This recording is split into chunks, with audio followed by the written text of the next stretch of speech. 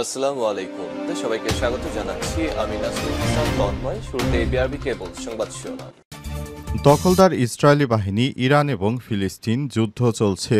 আর এই মুহূর্তে আমাদের হাতে এসছে যুদ্ধের ভয়ঙ্কর কিছু গুরুত্বপূর্ণ আপডেট সংবাদ। প্রথমেই জানাবো ইরানের অতি গোপন কৃত্রিম বুদ্ধিমত্তা চালিত অস্ত্র মজুদ। ইরান সেনাবাহিনীর কাছে এমন কিছু অত্যাধুনিক অস্ত্র মজুদ আছে যেগুলো গোপন, এমনকি অতি গোপন শ্রেণীর অন্তর্ভুক্ত এবং কৃত্রিম বুদ্ধিমত্তা এআই প্রযুক্তি দ্বারা পরিচালিত, এমনটাই জানিয়েছে দেশটির সেনাবাহিনী প্রধান ব্রিগেডিয়ার জেনারেল কিওমার্স হেইদারি। আজ আল আলম চ্যানেলকে দেখ সাক্ষাৎকারে তিনি এসব কথা বলেছেন। এরপর জানাবো ক্ষুধার জ্বালায় গাজায় কচ্ছপের মাংস খাচ্ছে বাসিন্দারা। ইসরায়েলি বাহিনীর অব্যাহত বোমা হামলায় মানবেতর জীবনযাপন করছে গাজাবাসী। গত 18 মার্চ যুদ্ধবিরতি লঙ্ঘন করে একতরফাভাবে গাজায় হামলা শুরু করে ইসরায়েলি বাহিনী। এ অবস্থায় দখলদার ইসরায়েলি বাহিনী সেখানে সমস্ত রকম ত্রাণ সামগ্রী পৌঁছানোর পথ বন্ধ করে দিয়েছে। ইসরায়েল ঘোষণা দিয়েছে গাজায় একটি চাউলের দানাও প্রবেশ করতে দেয়া হবে না। এ অবস্থায় সাধারণ মানুষ না খেতে পেয়ে এখন কচ্ছপের মাংস খেয়ে জীবন ধারণ করছে।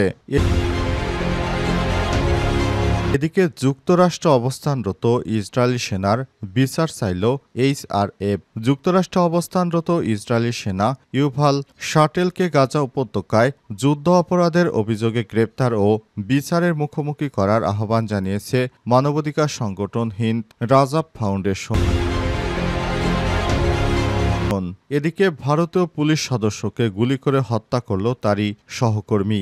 ভারতের বিহার রাজ্যে সহকর্মী পুলিশ সদস্যকে গুলি করে হত্যা করেছে পুলিশের এক সদস্য। রাজ্যের পশ্চিমবঙ্গ চম্পারণ জেলায় নিহত ওই পুলিশ কনস্টেবলের নাম সোনু কুমার। তিনি কাইমুর জেলার বাসিন্দা। স্থানীয়রা জানিয়েছে নিজেদের মধ্যে কথা কাটাকাটির জেরে তাদের মধ্যে সংঘর্ষের ঘটনার পর সহকর্মীকে গুলি করে হত্যা করল পুলিশ সদস্য। এ অবস্থায় ওই পুলিশ সদস্যকে গ্রেপ্তার করা হয়েছে। এবং সর্বশেষ জানাবো সৌদি যাচ্ছেন নরেন্দ্র মোদী। সৌদি আরবে যুবরাজ ও প্রধানমন্ত্রী মোহাম্মদ বিন সালমানের আমন্ত্রণে 2 দিনের সফরে রিয়াদ যাচ্ছেন ভারতের প্রধানমন্ত্রী নরেন্দ্র মোদী। আগামী 22-23 এপ্রিল এই সফর অনুষ্ঠিত হবে বলে জানিয়েছে ভারতের পররাষ্ট্র মন্ত্রণালয়। 3য় মেয়াদে প্রধানমন্ত্রী হিসেবে এটি মোদীর প্রথম সৌদি সফর। প্রিয় দর্শক, এতক্ষণ শুনছিলেন সংবাদ শিরোনাম, এবারে বিস্তারিত। তবে তার আগে বন্ধুরা অনুরোধ থাকবে এই সংবাদটিতে একটি লাইক দিন। এই চ্যানেলে আপনি নতুন হয়ে থাকলে আমাদের সংবাদটি দেখতে দেখতে চ্যানেলটি সাবস্ক্রাইব করে রাখুন, যাতে করে বন্ধুরা আমাদের পরবর্তী লেটেস্ট আপডেট সংবাদগুলো সবার আগে আপনার কাছে পৌঁছে যায়। কমেন্ট করে বন্ধুরা আপনার মূল্যবান মতামত জানিয়ে দিন। আর গাজা যুদ্ধে আপনি যদি নিরীহ ফিলিস্তিনিদের ভালোবেসে থাকেন বন্ধুরা, কমেন্টে ইয়েস লিখে বিশ্ববাসীকে জানিয়ে দিন আপনি বিশ্বের কোন দেশ থেকে আমাদের সঙ্গে রয়েছেন। ইরানের অতি গোপন কৃত্রিম বুদ্ধিমত্তা চালিত অস্ত্র মজুদ। ইরান সেনাবাহিনী এমন কিছু অত্যাধুনিক অস্ত্র ধারণ করেছে যেগুলো গোপন, এমনকি অতি গোপন শ্রেণীর অন্তর্ভুক্ত এবং কৃত্রিম বুদ্ধিমত্তা এআই প্রযুক্তি দ্বারা পরিচালিত, এমনটাই জানিয়েছে দেশটির স্থলবাহিনী প্রধান ব্রিগেডিয়ার জেনারেল কিওমার্স হেইদারি। আজ আল আলম চ্যানেলকে দেখ সাক্ষাৎকারে তিনি বলেছেন, আমাদের হাতে এমন কিছু অস্ত্র আছে যেগুলো এখনও জনসম্মুখে প্রকাশ করা হয়নি কৌশলগত কারণে, কিন্তু সেগুলো সম্পূর্ণরূপে সক্রিয় এবং ব্যবহারের উপযোগী। তিনি আরও জানান, ইরাক যুদ্ধ 1980 থেকে 1988 পরবর্তী সময়ে ইরানের স্থল বাহিনীর মধ্যে একটা আমূল পরিবর্তন এনেছে আমরা, যেখানে বাহিনীটি এখন একটি গতিশীল, আধুনিক ও দ্রুত হস্তক্ষেপে সক্ষম শক্তিকে রূপান্তরিত হয়েছে। হেইদারি আরও বলেছেন, আজকের দিনে আমাদের ইউনিটগুলো দ্রুত গতিতে মোতায়েন হতে পারে, উচ্চমাত্রার অভিযানে সক্ষম এবং প্রতিক্রিয়াশীল। তিনি আরও জানান, বাহিনীটির নজরদারি এবং সীমান্ত নিরাপত্তা নিশ্চিত করতে সবচেয়ে উন্নত প্রযুক্তি ব্যবহার করা হচ্ছে। তিনি আরও বলেছেন, ইরানের বিভিন্ন সীমান্ত অঞ্চলে 10টি ডিভিশন মোতায়েন করা হয়েছে যেগুলো গোয়েন্দা এবং প্রতিরক্ষা দিক থেকে সম্পূর্ণ সক্ষম। তবে এর মানে এই নয় যে সব ধরনের হুমকি দূর হয়ে গেছে, বরং এটি একটি প্রতিরোধমূলক পদক্ষেপ যা স্থায়ী নিরাপত্তা নিশ্চিত করার উদ্দেশ্যে নেওয়া হয়েছে। গত বছরের শেষ 3 মাসে বাহিনীটি দেশটির দেশের পূর্ব পশ্চিম উপকূলীয় এলাকায় 3টি বৃহৎ সামরিক মহড়া পরিচালনা করেছে বলেও জানান তিনি। দখলদার ইসরায়েলি বাহিনীকে শেষ করতে এরকম একটি সুসজ্জিত বাহিনী রয়েছে ইরানের, সেটি অত্যন্ত গর্বের একটি বিষয় মুসলিম বিশ্বের জন্য। ক্ষুধার জ্বালায় কচ্ছপের মাংস খাচ্ছে গাজাবাসী।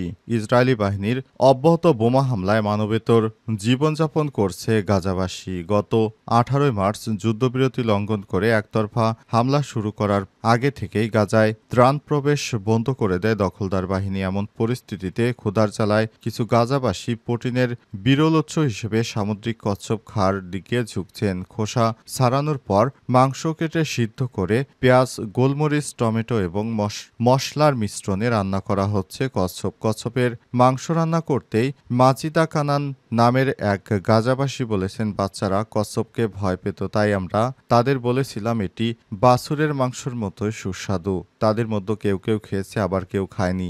এর যে ভালো কিছু বিকল্প পাওয়া যাচ্ছে না। এবং এ নিয়ে তৃতীয়বারের মতো 61 বছর বয়সী কানান তার পরিবারের জন্য কচ্ছপের মাংস রান্না করছেন। এখন থেকে তারা প্রতিনিয়তই সমুদ্রের পাড়ে গিয়ে কচ্ছপ সংগ্রহ করে তারপর সেগুলো খেয়ে জীবন ধারণ করছেন।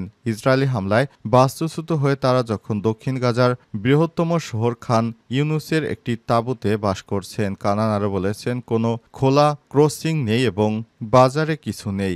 বাজারে কোনো মাংস নেই, কোনো কিছুই নেই। 2 ব্যাগ সবজি কিনতে আমাকে 80 শেকেল অর্থাৎ $22 বাংলাদেশি টাকায় 220 টাকা গুনতে হচ্ছে। সামুদ্রিক কচ্ছপ আন্তর্জাতিকভাবে একটি বিপন্ন প্রজাতির হিসেবে সুরক্ষিত, কিন্তু গাজার জেলেদের জালে ধরা পড়া এসব কচ্ছপকে খাবারের জন্য ব্যবহার করা হচ্ছে। কানান মাংসকে ময়দা এবং ভিনেগারের সাথে মিশিয়ে ধুয়ে তারপর একটি পুরনো ধাতব পাত্রে সেদ্ধ করে সেগুলো বাচ্চাদের নিয়ে খাচ্ছেন। কিছু খাওয়ার মতো নাই, তাই কি করবে তারা? এখন যা পাচ্ছে তাই খেয়ে কোনো মতে জীবন ধারণ করছে, কারণ দখলদার ইসরায়েলি বাহিনী সেদেশে কোনো ত্রাণ প্রবেশ করতে দিচ্ছে না।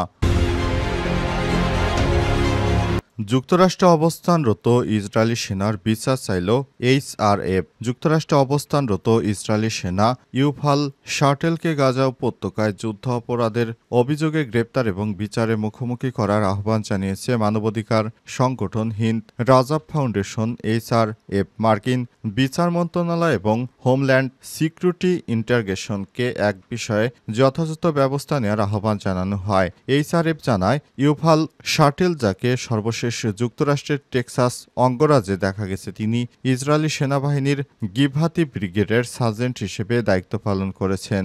অবরুদ্ধ গাজা ভূখণ্ডে দায়িত্ব পালনের সময় তিনি বেসামরিক ঘরবাড়ি, স্কুল, উপাসনালয় ইচ্ছাকৃতভাবে ধ্বংসের ঘটনার সঙ্গে জড়িত বলে অভিযোগ উঠেছে, যা মার্কিন এবং আন্তর্জাতিক আইন অনুযায়ী নিষিদ্ধ। সংগঠনটি জানায়, শাটেলের নিজের ইনস্টাগ্রাম অ্যাকাউন্টে প্রকাশিত ভিডিওতে দেখা যায় তিনি গাজার খান ইউনুসের একটি অ্যাপার্টমেন্ট ব্লক ধ্বংস করেছেন এবং ধ্বংসযজ্ঞ উদযাপন করছেন। অন্য ভিডিওতে দেখা যায় তিনি তিবেরিয়াস প্রাথমিক বিদ্যালয় এবং হাসান আল বান্না মসজিদ ধ্বংসের সঙ্গে জড়িত ছিলেন। সেগুলো সুরক্ষিত একটি এলাকা ছিল, যেখানে সুরক্ষিত বেসামরিক স্থাপনা এবং এদের কোনো সামরিক ব্যবহার ছিল না। এগুলো ধ্বংস করেছে এই ইসরায়েলিরা। বেলজিয়াম ভিত্তিক এই মানবাধিকার সংগঠনটি গত বছর গঠিত হয় এবং বিশ্বের বিভিন্ন প্রান্তে আইনজীবী এবং অধিকার কর্মীদের একত্রিত করেছে, যাতে সামাজিক মাধ্যমে ইসরায়েলি সেনাদের শেয়ার করা আপত্তিকর এবং মানবতা বিরোধী কন্টেন্ট ব্যবহার করে তাদের বিরুদ্ধে আইনি পদক্ষেপ গ্রহণ করা যায়। ভারতীয় পুলিশকে গুলি করে হত্যা করল তারই সহকর্মী।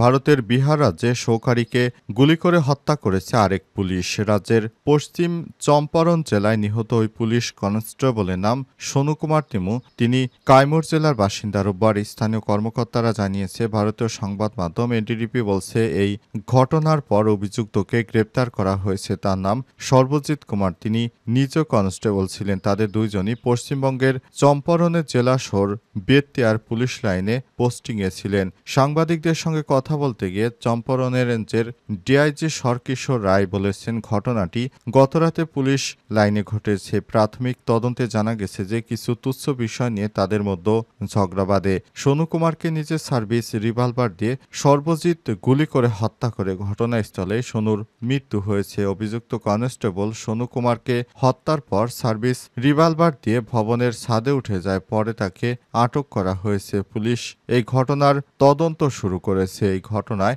এখনও সে ছাড়া কাউকে গ্রেপ্তার করা হয়নি, কারণ তিনি নিজেই অপরাধী। এ বিষয়ে অন্য কাউকে জড়ানো আপাতত ঠিক হচ্ছে না। এই কারণে পুলিশ এই পদক্ষেপ গ্রহণ করেছে। তবে এই ঘটনা যেন ভবিষ্যতে আর না ঘটে সে ব্যাপারে তারা সর্বাত্মক প্রচেষ্টা চালিয়ে যাচ্ছে। বিশেষ করে ভারতের পুলিশদের অতিরিক্ত ডিউটি দেওয়ার কারণে তাদের মানসিকভাবে তারা বিকারগ্রস্ত হয়ে পড়েছে। কারণে তারা নিজেদের ব্যাচমেটদেরকেও হত্যা করতে দ্বিধাবোধ করছে না। বিশেষ করে হিন্দু মুসলিম দাঙ্গায় ভারতের পুলিশকে ব্যাপকভাবে মারপিটের সম্মুখীন হতে হয়েছে। এ কারণে এখন তারা নিজেরা একরকম মানসিক রোগী হয়ে গেছে।